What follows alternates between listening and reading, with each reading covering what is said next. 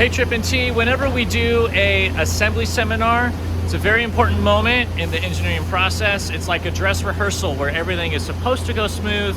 Doesn't go perfectly sometimes. We got to make some observations and changes, but we don't have a great standard. There is a form that we have used, but I'm going to improve it so that we don't miss anything. And also we pay attention to a very important detail, and that is the cycle time.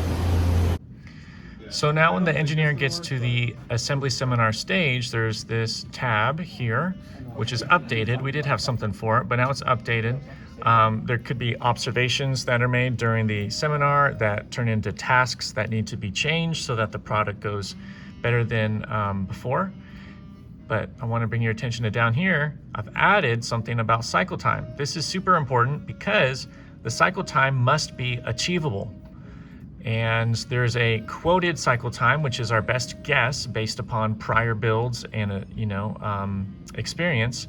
But then you're going to get an actual cycle time during the event, and you're either going to keep it or you're going to change it because maybe it wasn't achievable, and have both the engineer and a production representative, a lead or Drew, sign off here so that we have consensus that, yep, we succeeded and we stand behind our ability to hit the cycle time.